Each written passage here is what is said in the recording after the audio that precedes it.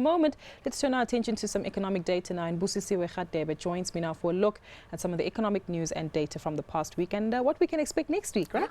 Awesome. Busi, let's kick off with the local manufacturing data. We know that there's always a reports that local manufacturing in South Africa is just not picking up, but I understand we saw a slight change in the month of June. And I mean, that surprised the markets completely. I think they were expecting a decline of 2.1% year on year, and we actually saw an increase of 0.5%. Even on the quarterly basis, it was just a slight decline on a quarter-on-quarter basis, seasonally adjusted. Even when you look at half year, I think it was only down 0.1% year on year. So there was a slight improvement there. There's nothing to really get excited about. Yes, it did surprise to the upside there, but I mean, if you just think about it, the production side of the economy is still struggling quite a lot. I think we also next week just have mining left over. Then we'll know actually for the sort of second quarter more or less what we can expect GDP wise. But this was actually a step in sort of the right direction. It was sort of an improvement, but it doesn't mean that, oh, the economy is doing wonderfully. Exactly. It doesn't mean that at all. And if you just look growth wise, this means that maybe instead of that minus 0.6% growth that it's not even growth, the decline that we saw in the first quarter, we're actually going to see an improvement this quarter, and we think that is something like 1.4%.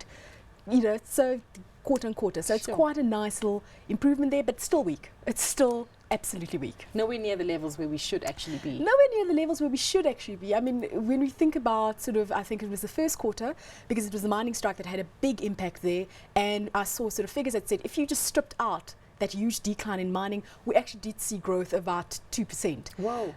That's what they said, but if you look at this quarter and our forecast says, listen, we're only going to see growth on quarter-to-quarter basis of only about 1.4%. So we nowhere near where we need to be. Employment still, we saw an increase. I mean, it was like 2 weeks ago.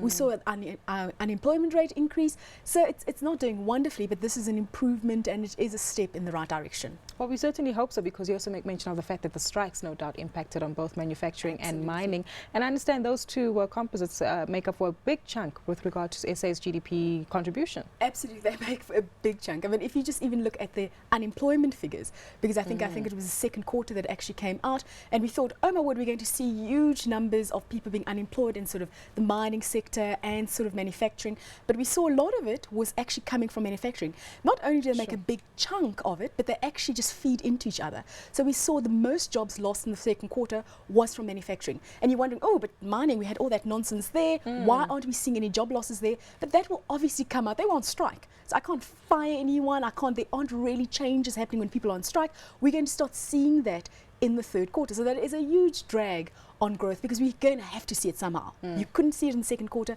We saw it coming through in manufacturing, and we're going to see it sort of coming through probably in the third quarter. So huge chunk. I think mining makes up something like, what, 9.2% of our GDP? So it is quite a heavy little bit that we've going on there. Just to sidestep for a moment, the SARB and the IMF have both downgraded SA's outlook for this year's GDP growth, I think, to 1.7%. Is that in line with Nedbank's estimations? It's more or less in line with Nedbank's estimation. I mean, it's actually slower than last year. It is more in line with our expectations, but you can see what has happened this year.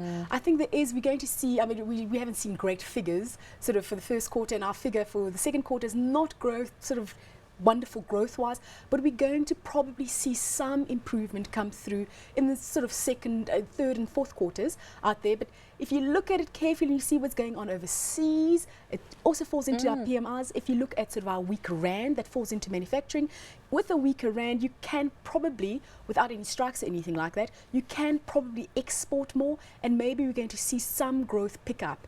It has to. If you want to come to that 1.7 to about 1.9%, it has to pick up in the third and fourth quarters. You have to see growth picking up there. We're going to see some improvements from a weaker rand, and obviously from our trading partners doing marginally better in the second half of the year. You mentioned a trading partner there, and one of our biggest trading partners is Europe. They also have their own economic issues that they're trying to navigate through. And just yesterday, Mario Draghi and his team with the ECB making mention, or rather still dovish, no increase in interest rates because there's still concerns about deflation.